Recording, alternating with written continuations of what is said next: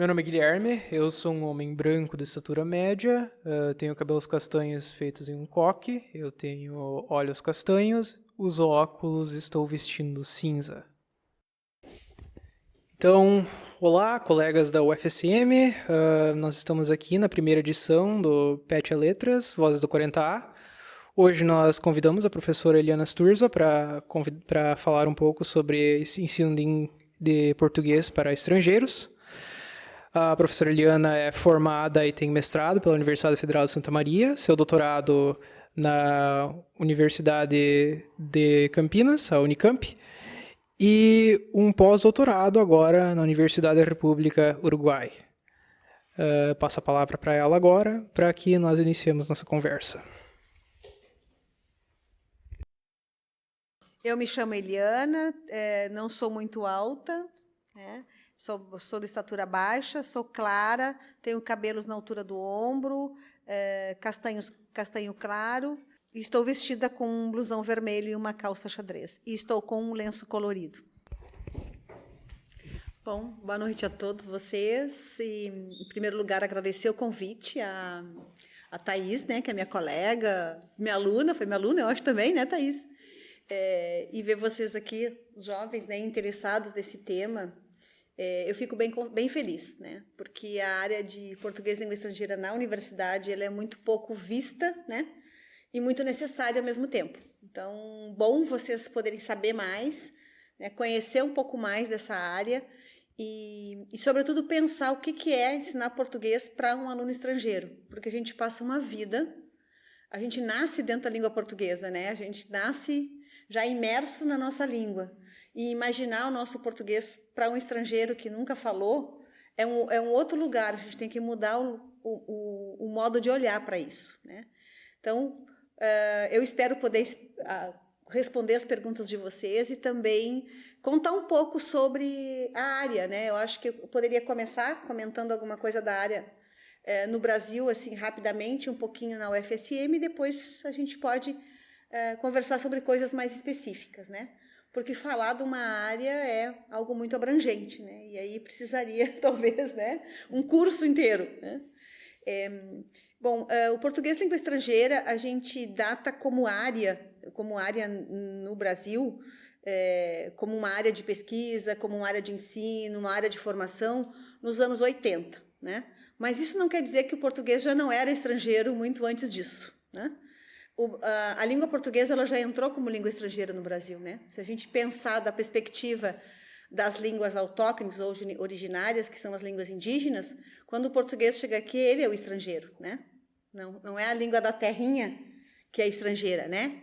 Estrangeiros são os portugueses, a língua que eles trazem, e não as línguas que são daqui, que a gente chama das línguas autóctones, né? As línguas que são próprias do lugar, do território.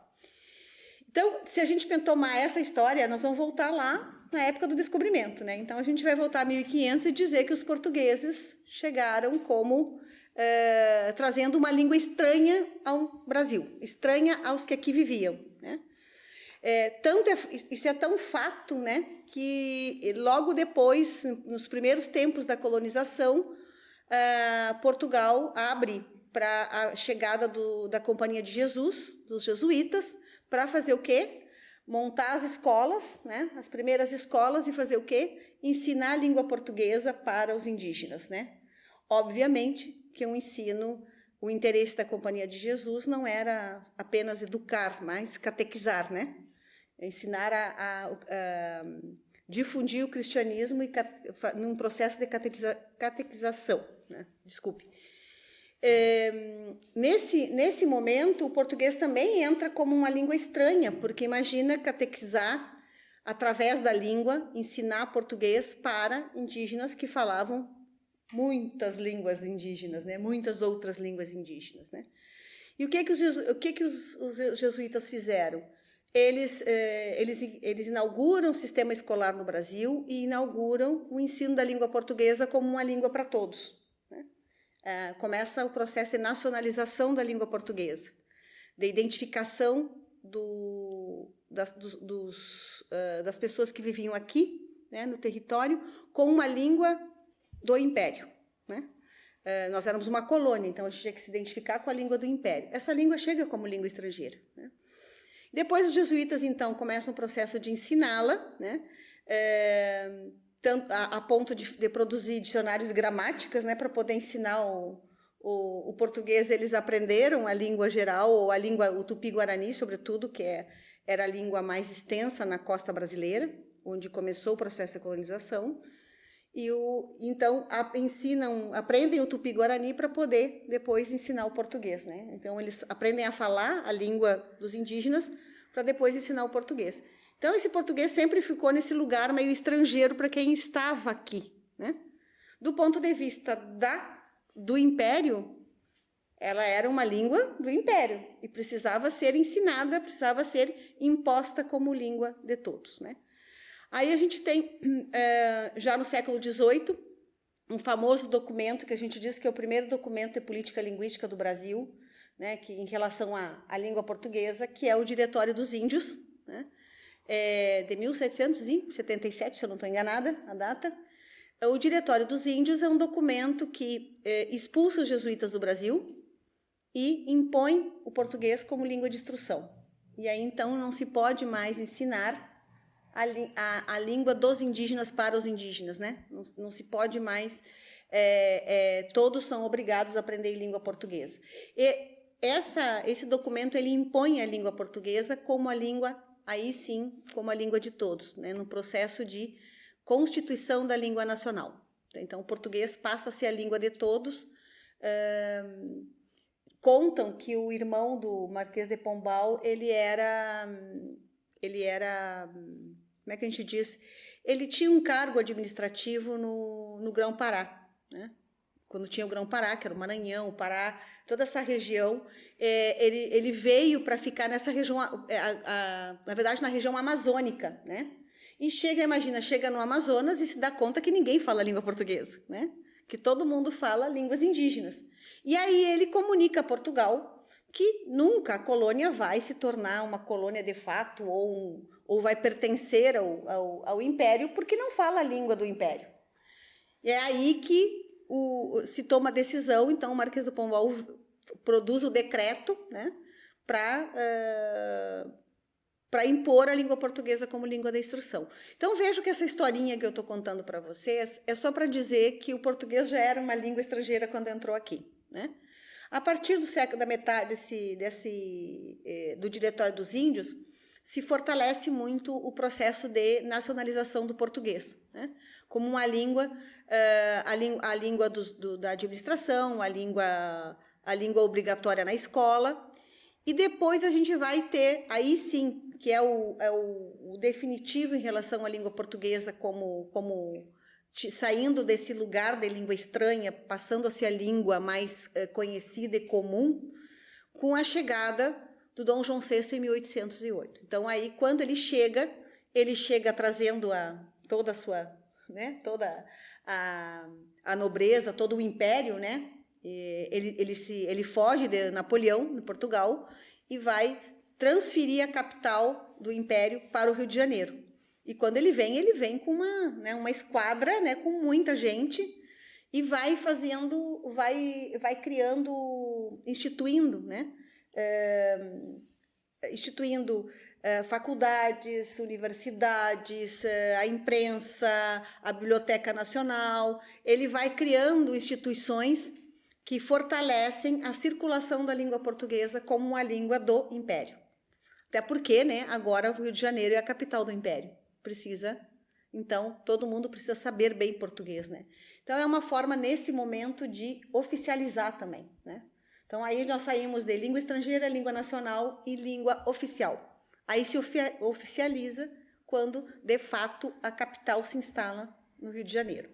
Então, esse período a gente começa como uma língua estrangeira, passa para a nacionalização e chega na língua oficial. Passado isso, a gente tem aí o século XVIII, século XIX,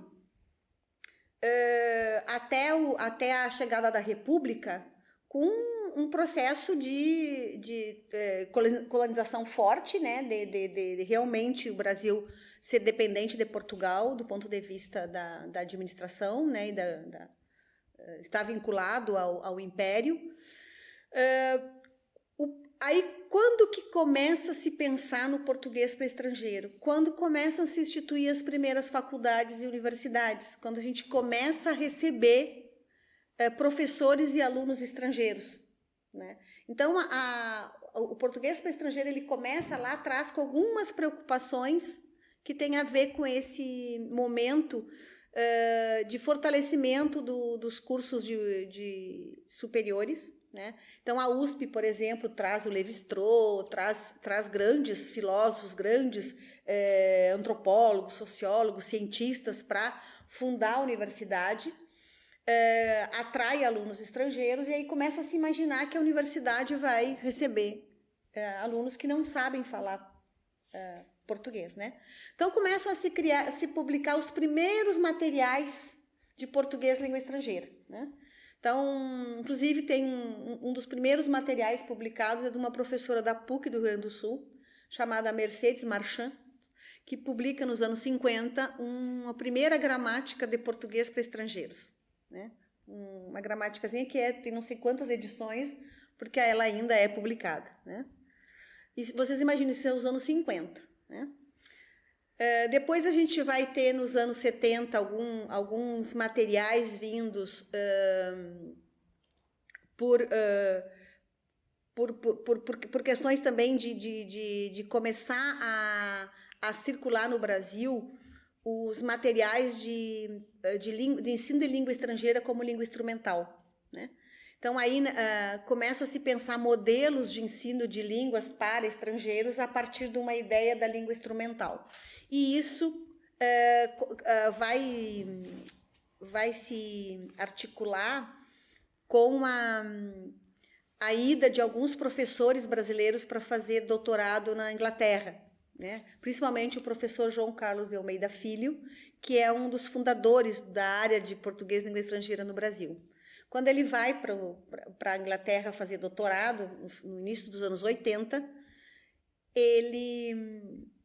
lá ele vai ter aula e vai começar a aprender sobre o método comunicativo de ensino de línguas, né? Abordagem comunicativa do ensino de línguas. E ele começa a pensar que nós não temos uma área e não pensamos o ensino do português para falantes de outras línguas, né? E quando ele retorna, ele é professor na Unicamp, ele começa a trabalhar na Unicamp em divulgar a ideia da gente pensar em materiais, pensar em formação de pessoas que trabalham com português língua estrangeira. Então, ele é um pioneiro, né? Hoje ele já está aposentado, ele depois de aposentado, ele trabalhou também na Universidade de Brasília, e foi o primeiro, digamos, pesquisador da área de português língua estrangeira, né? Ajudou a fundar a área na Unicamp, e é interessante porque o professor João Carlos de Almeida Filho vem a Santa Maria nos anos 90, dá uma palestra uma palestra que foi um evento que comemorava ou inaugurava a criação do curso de espanhol, Letras Espanhol. Ele veio dessa palestra e veio já falando sobre a área de português língua estrangeira, né? E ele tinha um interesse em estudar. Coincidentemente, a gente estava, naquele momento, o Brasil estava assinando, né, fazendo parte do Tratado de Assunção que criou o Mercosul, né, que oficializa o português e o espanhol como suas línguas, né? Português e espanhol, então, são línguas oficiais do Mercosul. E claro que esse tratado, ele, ao ser assinado e oficializar as duas línguas, ele produz, né, uma possível demanda de ensino de português nos países que não são falantes de língua portuguesa, assim como o espanhol no Brasil, né? Então, nesse contexto, surge o curso de espanhol aqui, mas a área de português e língua estrangeira também começa a ser gestada na UFSM, né? A professora Ana Marilza Bittencourt, que era professora de inglês do Departamento de Línguas Estrangeiras, começa a pesquisar ou se interessar pela área, apresenta um projeto para a FAPERGS, e cria um projeto de português língua estrangeira na UFSM, né? Quando ela criou o projeto era um projeto de pesquisa, né? Que ela trabalhava com elaboração de material didático, com questões de avaliação, com questões de formação. Ela formava pessoas na iniciação científica para entender o que era a área de português língua estrangeira, né? E em razão dela estar envolvida com esse projeto da FAPERGS, ela também passa a ser responsável, na época, pelo certificado de proficiência de português língua estrangeira, chamado CELPE-BRAS, exame CELPE-BRAS, né? Aí ela consegue, dentro da universidade, com que a UFSM seja um posto aplicador dessa certificação, né? Lá nos anos 2000, final dos anos 90. E Santa Maria então, um dos postos aplicadores do CELPE-BRAS pioneiros, dos primeiros, né? Por conta do trabalho da professora Ana Marilza. Então, ela foi, digamos, a fundadora da área na UFSM. Depois, ela se aposentou eu acho que nos anos de 2010, por aí, mas já em 2008, eu voltei do doutorado em 2006, em 2008, ela já estava com problemas de saúde, então eu fui chamada por ela e pela chefe de departamento se eu estava interessada em assumir a área. E tinha um espaço físico, tinha material, ela já tinha um bom número de material de livros adquiridos, material didático, né? Então, eu passei a assumir a área, né? Então, foi aí que eu criei o Entre Línguas, o laboratório para ensino de espanhol e de português, né? Então, essa é a história do português língua estrangeira. E, desde então, a professora aqui, né, está à frente do responsável pela aplicação do CELPE-BRAS. Depois eu posso comentar mais especificamente sobre esse exame. Tentando dar conta da demanda dos últimos anos, porque claramente depois dos anos de 2012, 2013, eu diria que depois de 2010, a gente teve um crescimento muito grande dos estrangeiros na UFSM, em razão do aumento dos intercâmbios, em razão da internacionalização, em razão de projetos de pesquisa e convênios de algumas áreas, né?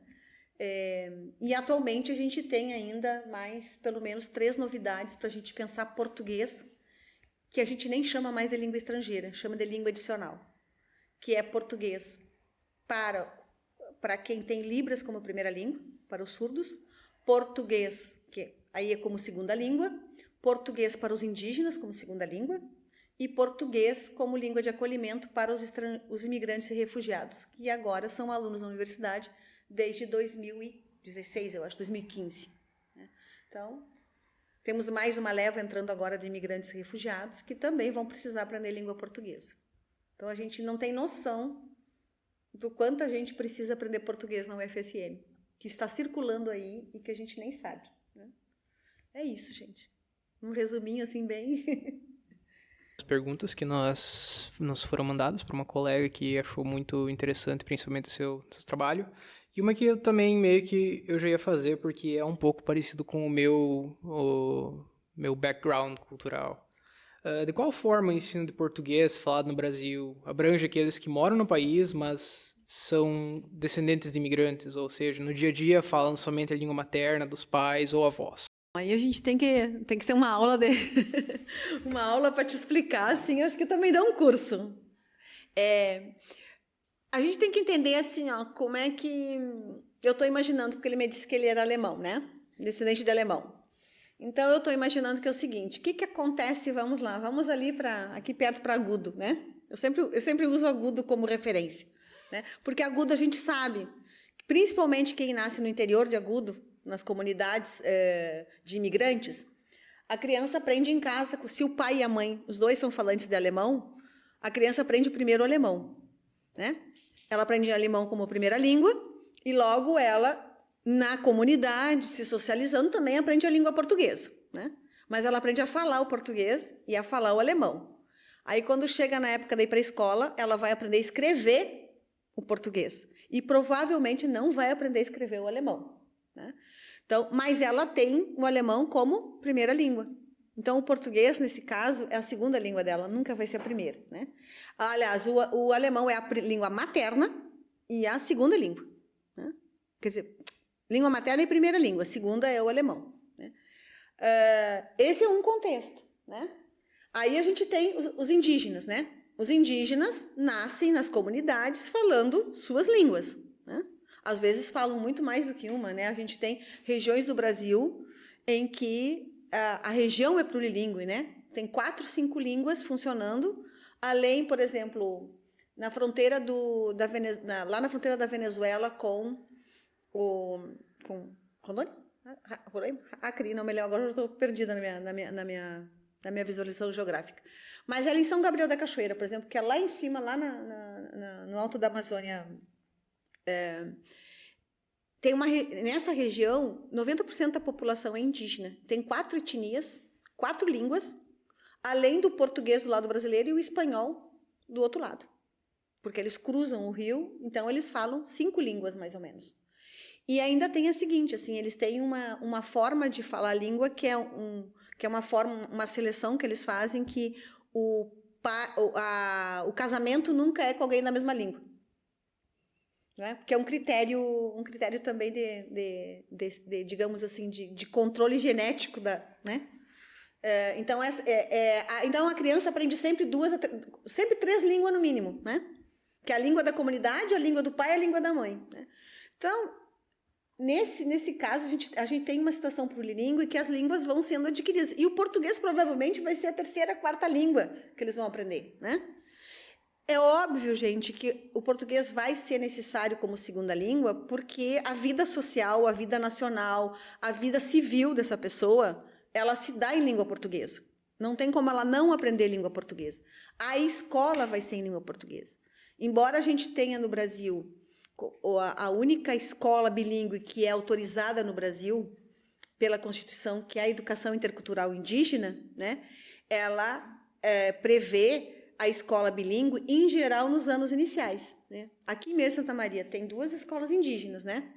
Mas uma ensina já na língua, a outra não. Mas no ensino médio não tem mais o ensino da língua. O ensino médio já é em língua portuguesa. Então, os primeiros anos do processo de alfabetização se dá nas 2 línguas, depois não se dá mais, né?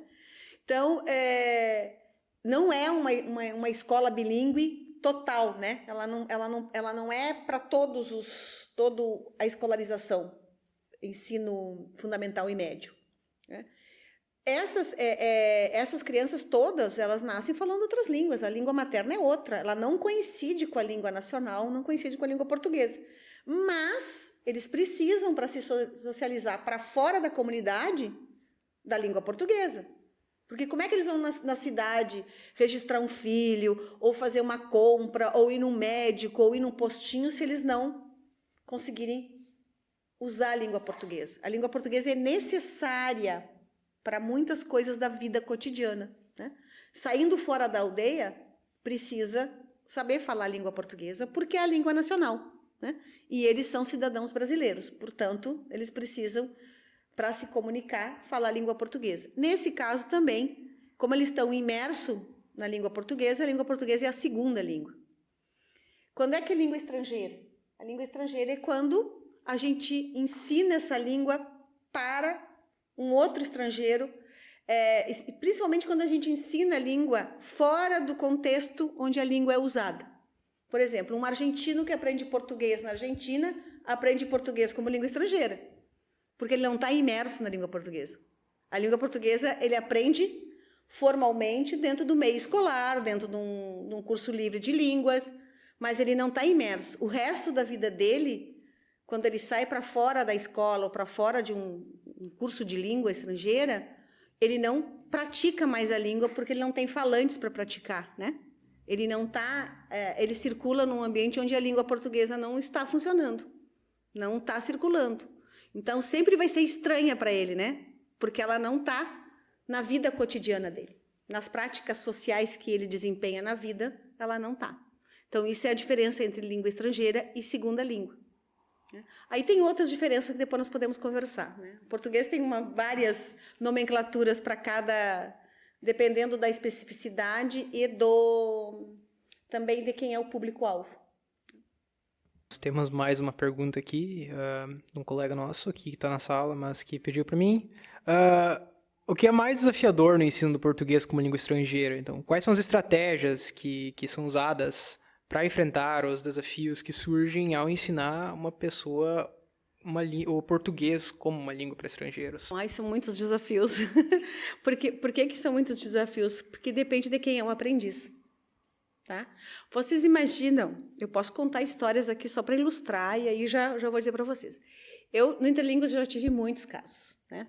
Eu já tive um dos casos, por exemplo, para vocês verem como, quando fala em desafio, dificuldades, para a gente ver, tem desde que língua a pessoa, qual é a língua materna que a pessoa tem, qual é a língua de comunicação que ela usa para conversar com a gente, que em geral é o inglês, né? E qual é, por exemplo, qual é a área de conhecimento que ele está... Porque nosso público na UFSM é o público acadêmico, é o público que vem fazer intercâmbio, que vem fazer pós-graduação, que vem fazer, às vezes, vem fazer algum estágio curto em algum setor, né? Vários. Eu já tive, por exemplo, um grupo de americanas que vieram para engenharia elétrica fazer um estágio, né? Estágio de graduação, não é nem pós-graduação. Um grupo de italianos que veio para medicina, ficar 2 meses. Um grupo de americanas que vieram para a fonoaudiologia, através de um convênio. Né? A gente tem muita gente que vem, como o nosso curso de Química da Universidade da Bioquímica, é um curso de excelência na área de pós-graduação. Né? A gente tem muita gente que vem para fazer pós-doutorado na Química, né? E o que acontece? Essa pessoa que vem, às vezes vem da Índia, às vezes vem dos países do Oriente, vem aqui da América do Sul, né? Vem fazer cursos, procura pela qualidade do curso, né? Ela chega aqui, ela vai encontrar com o professor, ela vai para o laboratório, todo mundo se comunica em inglês com ela. Qual é o problema? Que dentro da universidade, nos ambientes acadêmicos, alguém sabe falar inglês, alguém entende e consegue usar o inglês como língua de comunicação. O que acontece fora daí? A pessoa tem uma vida, ela tem que pegar ônibus, ela tem que comer na cantina, ela tem que fazer compra no mercado, ela tem que ir no banco sacar dinheiro, ela tem que pedir uma informação na rua, e evidentemente que as pessoas fora do nosso ambiente acadêmico, ou dos laboratórios, ou das salas de aula, não sabem inglês, né? Imagina um motorista de ônibus. Pode ser que sim, né? Pode ser que ele entenda alguma coisa. Não estou desprezando o motorista de ônibus, mas estou dizendo que é quase que óbvio que ele não vai entender. Nós temos uma pessoa que acabou de chegar no doutorado da biologia, desesperada, não sabe nada de português, porque está 1 mês aqui, mas aí se deu conta que não consegue viver, né? Porque as pessoas chegam achando que no Brasil as pessoas têm proficiência em língua inglesa para elas se comunicarem fora do ambiente controlado que é a universidade, e o ambiente formal. Né? Então, o que isso acarreta para a gente pensar as dificuldades de cada pessoa, de cada lugar que vem. Né? Eu já tive um nigeriano que chegava lá e a gente não conseguia... O nigeriano, essa que chegou na biologia é da Nigéria. Tem uma outra que veio, não sei, principalmente da África, tem muita gente também. Aí a pessoa chegou o nigeriano, e o nigeriano tinha a gente explicava as coisas para ele, assim, ele tinha uma dificuldade de entender o que a gente explicava. E explicava, às vezes a gente tinha dificuldade de entender o inglês dele. O que eu descobri? Um dia ele entrou no laboratório e eu tenho um quadro que tem uma árvore das línguas do mundo, né? das principais... famílias linguísticas, né? Ele olhou para o quadro e botou o dedo para mim assim, a minha língua deriva dessa língua aqui. Aí eu descobri que a língua materna dele era uma língua que nem eu conhecia. Ele sabia qual era da onde vinha a língua, né? E aí eu me dei conta que o inglês dele era uma língua estrangeira que ele tinha aprendido, aliás, uma segunda língua, porque na Nigéria o inglês é a língua oficial, mas aí o que aconteceu? Ele tinha dificuldade. O inglês dele não era um inglês proficiente, né? Então, a gente tinha dificuldade de entendê-lo porque o inglês dele tinha uma série de na pronúncia, tinha dificuldades da gente compreender, né? Então, vejam como é difícil, às vezes, né? Cada caso é um caso, e cada lugar que vem, a gente sempre diz assim, ó, o desafio é ensinar português para falante de outras línguas, né? Esse é o que a gente diz, sempre a gente fala português para falante de outras línguas, porque são várias, né, gente? Uma coisa é ensinar português para uma pessoa que fala uma língua que na escrita é ideográfica, como o árabe. Quando a gente vai ensinar um árabe, a gente tem que usar o inglês como língua intermediária, para se comunicar, para explicar, para instruir, porque a gente não consegue acompanhar. Se o árabe escrever para mim, eu não entendo nada. Se ele conseguir escrever em inglês, aí a gente já consegue conversar, né? Um indiano, né? Dependendo da língua materna também. Aí o indiano vai falar inglês, mas ele, às vezes, tem dificuldade porque ele tem uma língua materna que aparece no inglês dele. Então, tem vários desafios, né? Vários. O hispano, né? Que a gente pensa que é fácil. Aí ele já enrola, já vira um portunhol, porque ele já não sabe distinguir aonde acaba um e onde começa a outra. Então, cada público, cada língua, cada primeira língua que a pessoa tem é um desafio, né? Tanto que a gente faz, no Brasil, existe materiais para falantes de espanhol, português para hispanofalantes e português para falantes de outras línguas. Porque existem muitas características que ajudam, por exemplo, estratégias que ajudam quando é um hispano e estratégias quando é outra língua. Isso a gente já tem muito claro no Brasil, que precisa pensar pelo menos nessas duas linhas, para poder pensar estratégias de ensino. Meu nome é Thaís, eu sou uma mulher de estatura baixa, cabelos castanhos na altura do ombro, olhos castanhos, pele morena clara, estou vestindo um blusão preto e um casaco marrom. Eliana, eu te pergunto, pode falar um pouquinho para nós quais são as políticas linguísticas da UFSM enquanto instituição, né? Porque você está falando bastante do trabalho do Entre Línguas, né? Do trabalho de uma área que se constitui dentro do curso de letras da UFSM, com a professora Ana Marilza, né? Com você e outros colegas, né? Mas a UFSM pensa isso, né? A gente sabe que tem uma resolução de 2018, mas essa resolução ela está sendo posta em prática de que maneira? Né? Isso tem conhecimento de outras instituições universitárias que também têm políticas como esta? As perguntas dão uma conversa longa. Assim, Thaís, o que eu posso te dizer? Eu tenho pensado muito, depois desses longos anos, aí, sei lá, faz 18, 10, 15, 20, 15 anos quase que eu estou trabalhando, quase 20 anos daqui a pouco, né? Trabalhando com português para estrangeiro na universidade, e, como eu disse, a demanda ela se diversificou, ela se intensificou, e ela exige cada vez mais que a gente tome algum tipo que a gente produza algum tipo de ação, né?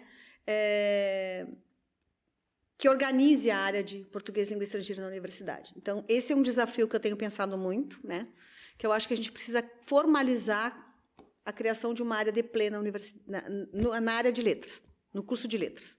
Isso é fundamental, tá? Por quê? Porque a gente não imagina, assim, eu acho que principalmente formação. Formação é fundamental, né?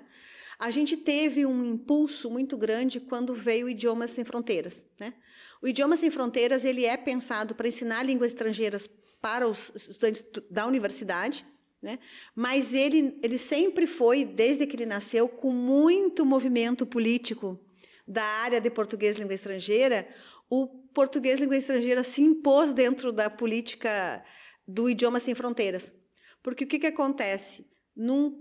Como o Idiomas Sem Fronteiras ele é pensado para a mobilidade dos estudantes, para ações de intercâmbio de docentes, discentes, grupos de pesquisa, pesquisadores, até técnicos, né? Servidores para outros países, para outras universidades, para gerar essa mobilidade, e essa mobilidade produzir a internacionalização da universidade, a gente precisa das línguas, né? E aí a gente não tem só a saída, né? A gente tem a chegada, a gente tem os estudantes que chegam. Se a gente envia estudantes para fora, a gente também recebe. E quando a gente recebe, a gente precisa o quê? ter uma estrutura que ofereça aos estudantes, né, cursos de português. A política linguística que foi aprovada na universidade em 2018, ela é fruto de uma, eu diria que de uma exigência para as universidades públicas brasileiras permanecerem no programa do Idioma Sem Fronteira, elas precisavam aprovar, institucionalizar uma política linguística. Tá? Então, esse passo foi dado em 2018, bastante apressado e forçado pelo programa Idioma Sem Fronteira, senão a universidade ia ficar fora. Né? De lá para cá, o que aconteceu?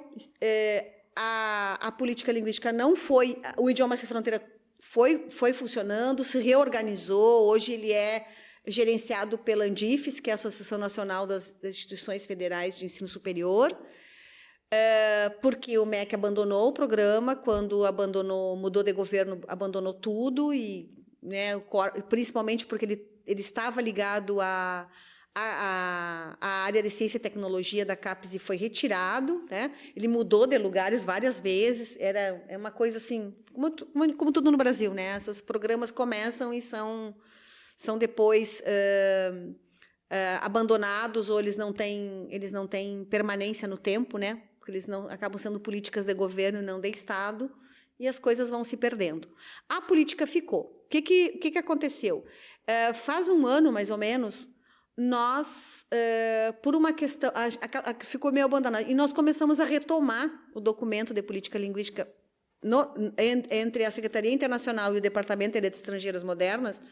Nós começamos a retomar o documento para pensar que precisa instituir de fato, porque não adianta ter o documento e não existir nenhuma ação concreta. Né? Então, nós começamos a discutir como montar um comitê gestor dentro da secretaria que fosse responsável pela política linguística, um conselho que pudesse ser consultivo, né, para qualquer demanda que viesse para a universidade, como colocar em prática determinadas ações.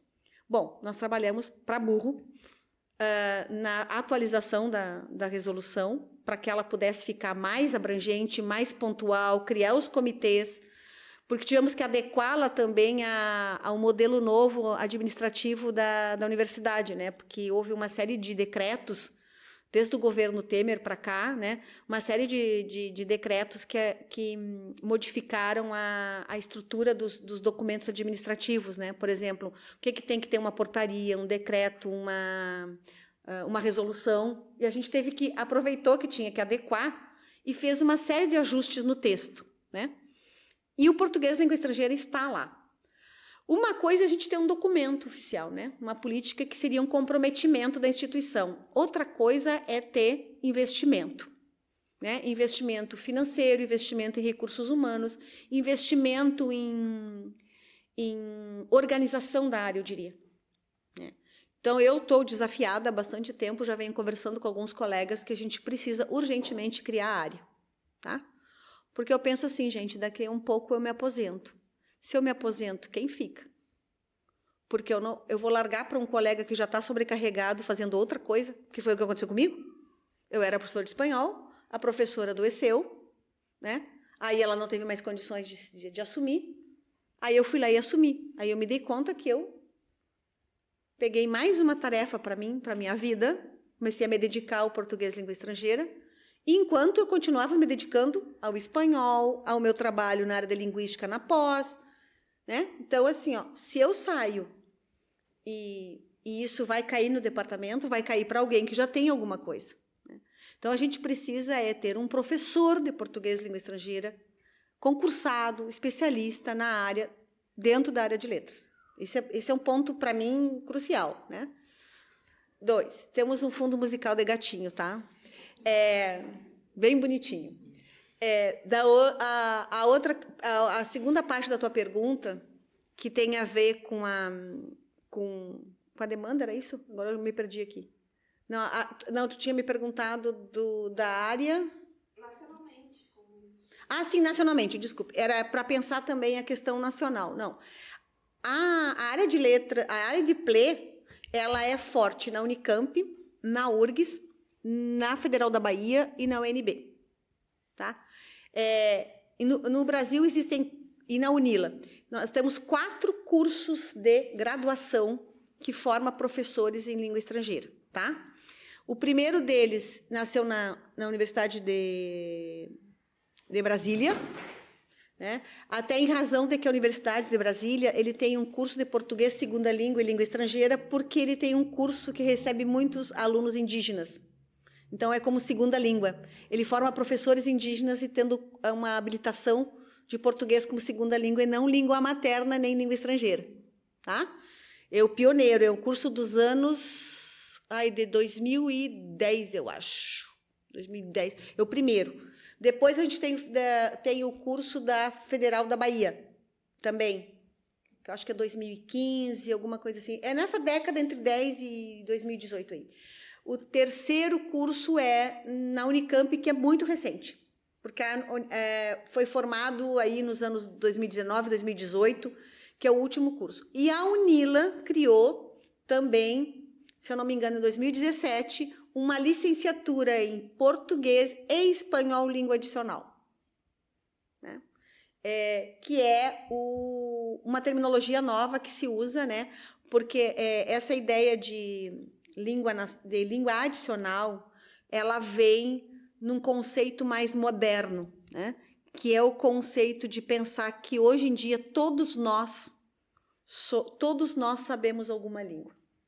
Todos nós, pelo mundo globalizado, pela internet, pelas redes, nós não somos mais ignorantes em línguas. Nós somos sujeitos translíngues, nós somos sujeitos que nos movemos, nós somos sujeitos que nos comunicamos, nós somos sujeitos expostos a várias línguas, né? Então, as línguas, elas não são mais estranhas para nós. Elas são línguas que a gente vai adicionando no repertório com diferentes níveis de proficiência. Por exemplo, eu não sou proficiente em inglês, mas eu leio inglês, né? Eu consigo entender inglês. Eu não sou proficiente em francês, mas eu leio alguma coisa em francês, né? E se eu quiser pegar algum vídeo, alguma coisa e começar a ouvir italiano, eu posso entender italiano porque eu sei espanhol, porque eu conheço a coisa do francês e porque eu estudei latim pra caramba. Então, eu estou dando meu exemplo, mas todos nós de alguma maneira, porque a gente tem o acesso. A gente ouve música, a gente ouve vídeo, a gente tem... Nossa, e hoje, então, as plataformas e os modos de... A gente está no mundo do metaverso, a gente imagina, né? A gente não tem como não saber mais do que... O sujeito contemporâneo, ele está muito, muito tocado por todas as línguas, né? Se vocês andarem na universidade, quando que a gente imaginou que a gente ia conviver e circular na universidade com falantes de Guarani ou de Caigangue? Isso é impossível na minha época, né? Isso é ótimo, isso é maravilhoso, porque nós estamos tendo possibilidade de nos comunicar e conhecer a língua do outro, né? Por isso que esse conceito de língua adicional, ele vem se firmando cada vez mais, um pouco para tirar a ideia de que nenhuma língua é mais estranha para as pessoas, né? Ela faz parte do nosso universo, do nosso mundo, né? E aí, é por isso o nome e porque claro que muito mais ainda na UNILA, que está cravada em Foz do Iguaçu, na fronteira com o Paraguai e com a Argentina, e que recebe alunos de toda da América Central para baixo. A metade do curso é aluno equatoriano, mexicano, costarriquenho. Eu acabei de vir agora de maio de um concurso em que foi aprovada uma professora que fez doutorado no Brasil, na UFSC, e que é porto-riquenha, vai ser professora da UNILA, né? Então, assim, é uma universidade que as pessoas, pelo menos ali, tem Guarani, português e espanhol, né? O tempo todo. Então, essas línguas não são estrangeiras, elas são realmente adicionais, né? Então, esses são os 4 cursos de formação de professores no Brasil. Então, é muito pouco. Mas é claro que as universidades têm áreas, né? Por exemplo, a URGS é pioneira na área de cursos de extensão de português para estrangeiros. Ela é lá dos anos 90, tem um curso de formação a partir de um programa de extensão, formou muitos professores, E a URGS é uma das universidades pioneiras na criação do exame CELPE-BRAS, né? Então, a professora Margaret Schlatter, que, aliás, foi professora aqui, começou sua carreira aqui, foi minha professora de inglês, né? Depois ela foi para Porto Alegre, na URGS, fez concurso lá. Ela é uma das pioneiras na área de português língua estrangeira na URGS. E aí tem na UFMG, né? Também tem um grupo forte na UFMG que trabalha muito com imigrantes e refugiados, né?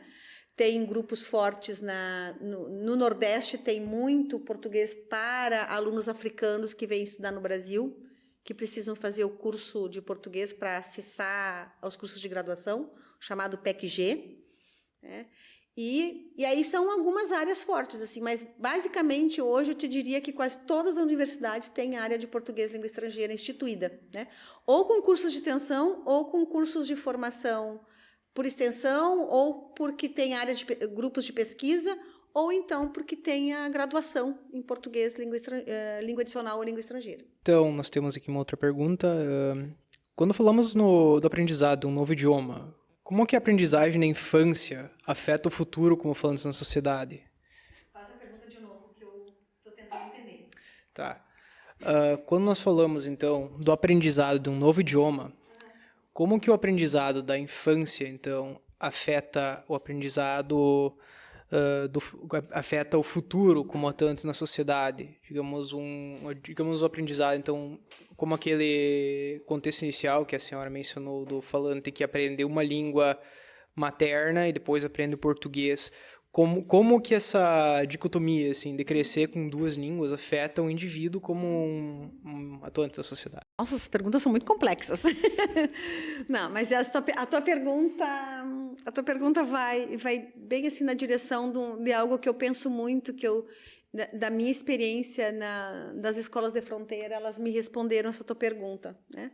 Que é o seguinte: quanto mais cedo a gente aprende uma língua, melhor a gente melhor a gente vai aprendendo outras, né?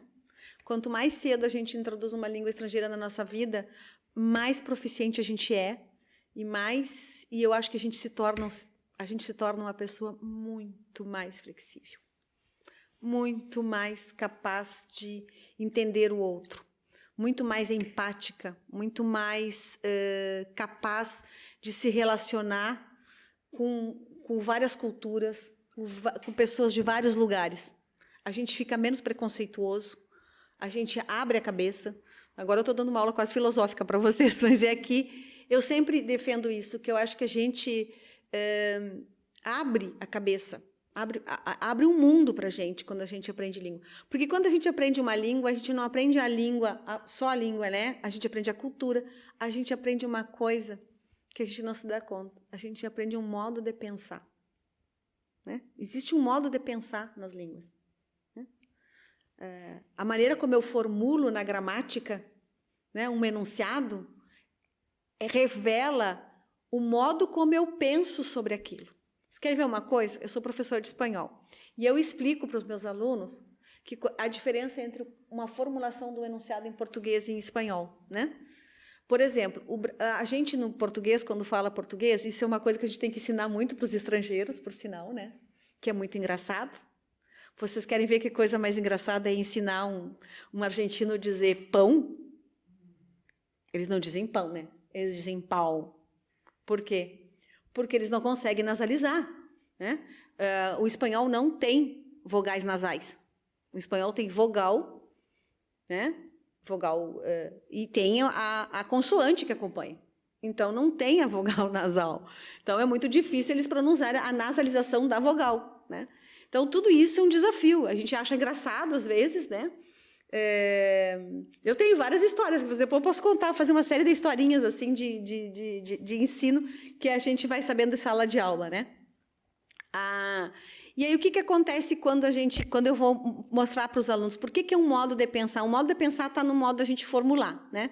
Então, o português, por exemplo, o português precisa, na maioria das vezes, quando ele vai dizer alguma coisa, eu quero dizer alguma coisa, por exemplo, eu quero dizer, eu cheguei cedo aqui. Eu preciso botar esse eu. na frase do português. Porque parece que se eu não colocar esse eu não estou dando ênfase que sou eu. Tá? O espanhol não precisa disso. Cheguei temprano. O verbo já me diz tudo. No português é impossível dizer isso, porque eu preciso dar ênfase que sou eu que estou chegando. Né? Então, o português, por exemplo, quando vai fazer uma pergunta, ele sempre diz, sei lá, eu posso perguntar assim, você veio de ônibus? Eu tenho que colocar esse você veio de ônibus. Né? O espanhol eu posso falar assim, vino de colectivo usted? ¿Veniste en colectivo tú? ¿O venís vos de coletivo? Eu boto para o final. Né? Então, assim, o que a gente chama de topicalização no português, a gente dá ênfase no sujeito, o espanhol dá mais ênfase no predicado. Né? Isso é um modo de formular, porque mostra um modo de se comunicar, e um modo de como é que o que eu digo faz efeito sobre o outro. Né? Então, tem coisas que a gente vai, assim, são coisas das línguas, né? Então, quando a gente aprende as duas, a gente vai aprendendo o quê? Abre um leque, né? Da gente aprender como é que funciona, como é que a gente se comunica, como é que o que eu digo faz efeito sobre os outros. Isso é da gente aprender e ir fazendo uma língua com a outra, né? E comparando, né? Olha uma língua como o inglês, gente. A língua como o inglês, ela é uma língua enxuta, né? E ao mesmo tempo é desafiante, porque como ela é enxuta, a gente tem que ter muito cuidado para não dizer outra coisa que a gente não quer dizer, né? Tem que ser muito preciso. Embora seja muito sintética, muito enxuta, ela abre 1000 possibilidades se eu não cuidar da maneira como eu formulo, na maneira que eu, principalmente quando a gente pronuncia, né? Então, é muito interessante a gente pensar que aprender desde criança, vocês imaginam aprender, uma criança que aprende português, né? Desde pequeno. Vou emendar a tua pergunta com uma coisa importante. Uma das coisas que o português desenvolveu muito nos últimos anos, na perspectiva de ensinar português para falantes de outras línguas, é o conceito de língua de herança. Tá? Quem é que aprende português como língua de herança? Quem que vocês imaginam que aprende português como língua de herança? Quem aprende português como língua de herança são os filhos de brasileiros fora do Brasil. Né? Então, vamos lá. A gente tem uma quantidade imensa de brasileiros nos Estados Unidos. Esses filhos de brasileiros que vivem nos Estados Unidos e nasceram nos Estados Unidos, têm pais, pai e mãe brasileiro, ou o pai é brasileiro e a mãe é americana, ou vice-versa, né? Vivem numa comunidade que tem brasileiros, cultiva muito da vida do Brasil, quer dizer, consome a cultura brasileira, ouve música brasileira, come arroz com feijão, leva leite condensado para fazer brigadeiro, né? Gosta de fazer festa junina, faz carnaval, né? Mantém uma relação com a cultura brasileira e, principalmente, continua muito ligado ao Brasil pela cultura e, às vezes, até financeiramente, porque são famílias que vão para os Estados Unidos em busca de qualidade de vida, de oportunidade de trabalho, de juntar dinheiro, e às vezes continuam mantendo, né, suas famílias no Brasil, mandando dinheiro, né, juntam dinheiro para voltar para o Brasil e poder construir uma casa, comprar um apartamento. Isso é mais ou menos a realidade da maioria dos brasileiros que vão para os Estados Unidos. Né? O que acontece? Essas famílias, elas querem manter o vínculo dessas crianças com o Brasil e com a cultura brasileira e com a língua. Então, o que elas fazem? Elas montam associações, tem muita associação de pais nos Estados Unidos. Tem uma cidade nos Estados Unidos, que agora não lembro se é em Chicago, onde é, que tem uma quantidade enorme de brasileiros e que tem associação de pais em que as mães contratam um professor para dar aula de português no contraturno da escola, para a criança aprender não só falar, porque em casa aprende a falar, né? Aprende a falar o português com a mãe ou com o pai, mas aprender a escrever e ler em língua portuguesa. Então, isso se chama língua de herança, quando é uma língua herdada através da família e aprendida porque tem um vínculo de afeto e de cultura com a sua descendência. Né? Isso tem muito nos Estados Unidos, tem muito na Inglaterra. Na Inglaterra tem uma escola que os pais mandam as crianças no sábado ou no contraturno para aprender português. É uma escola, né? É uma escola de uma associação de brasileiros, que é para ensinar, que aprendem, fazem festa junina, aprendem a fazer brigadeiro, né? Leem historinhas, leem Mônica, Turma da Mônica, Cebolinha, né? Por aí. Então, isso é língua de herança, tá? É uma forma também de pensar uma especificidade da língua portuguesa para um público específico, né? Que vai pegar a criança lá na infância, aprender a sua língua, né? Professora, muito obrigado pelas respostas, muito obrigado pelo seu tempo. Deu agora a 1 hora que nós tinha. Alguém mais? Depois vocês cortam metade do que eu falei e a gente edita. Alguém mais do público tem alguma pergunta a fazer? Então, professora, eu queria saber, tem um contingente muito grande de refugiados, até na sua primeira fala você falou sobre isso, né, que chega no Brasil, e são diversas ondas que vêm chegando no Brasil, de refugiados, de imigrantes, e eu queria saber se a escola pública está preparada para receber, se os professores da escola pública estão preparados, e se estão ou não estão, mesmo assim, quais que são as demandas da escola pública para atender esse público todo. Aí essa é uma pergunta linda que dá outra palestra. É assim, ó, Pedro, né? Pedro, outra especificidade do português nos últimos anos, com a leva de imigrantes e refugiados, a partir da entrada dos haitianos no Brasil, é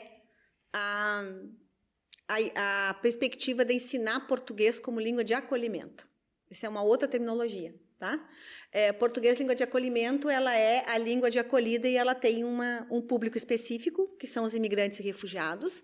E o segundo é que ela é para a sobrevivência do refugiado e imigrante no Brasil. Significa o quê? Ensinar português para o que ele mais precisa.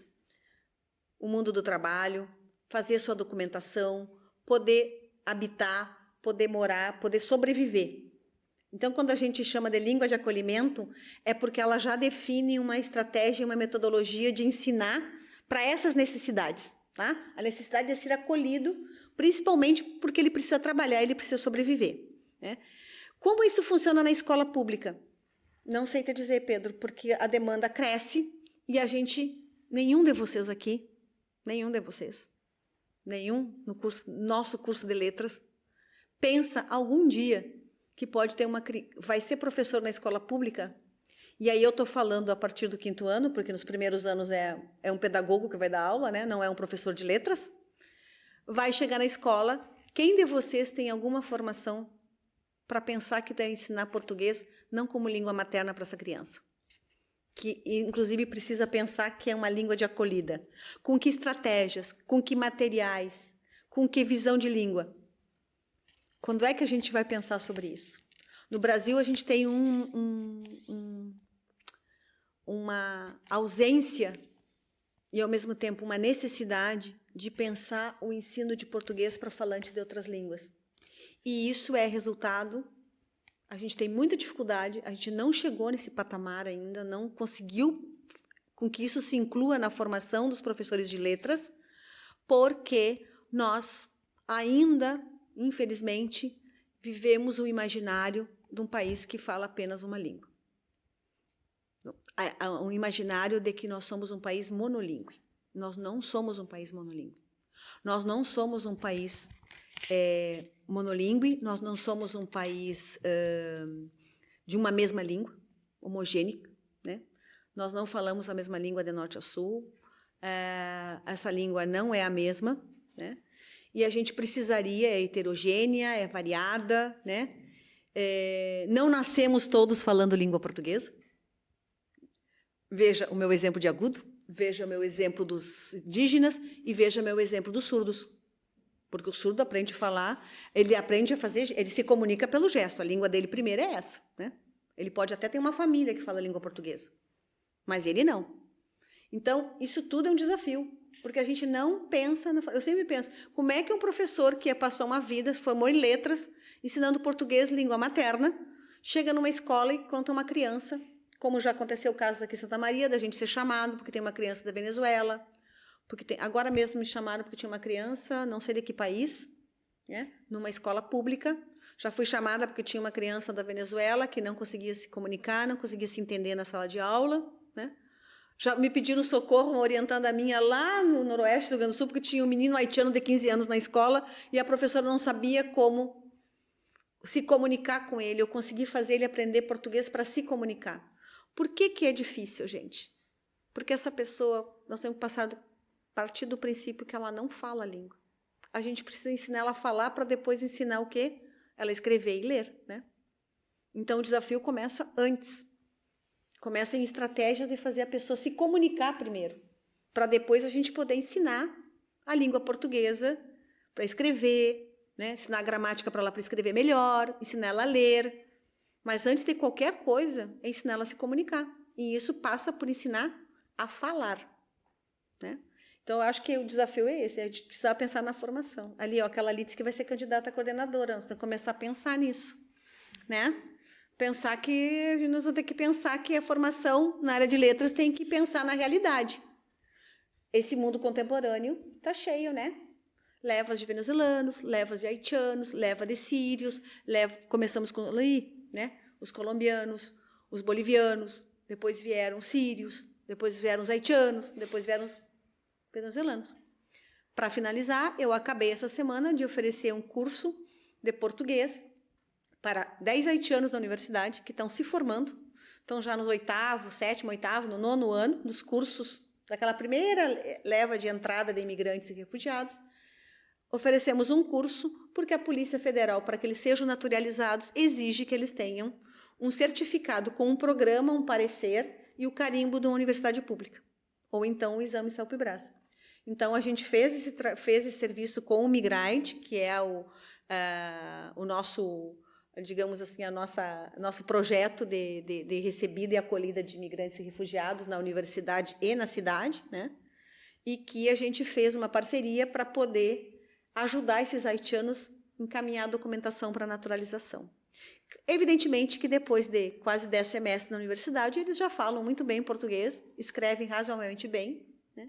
Se comunicam bem, mas vejam só, são 12 haitianos. Na medicina, na engenharia florestal, na engenharia civil, no direito, nas relações internacionais, na enfermagem, na odonto, né? E pessoas, gente, quase todos já tinham começado um curso universitário no Haiti. Gente que largou a faculdade no meio do caminho, fugindo da vida que ficou depois do terremoto, né? Então, são pessoas com uma formação excelente, muito estudiosos, muito dedicados, né? E falam lindamente português, né? É isso. Então, agradecemos a professora Eliana pela palestra, pela conversa que nós tivemos aqui. Muito obrigado também a todos pela participação e pela audiência. Acho que nós encerramos nesse momento. E, enfim, corta!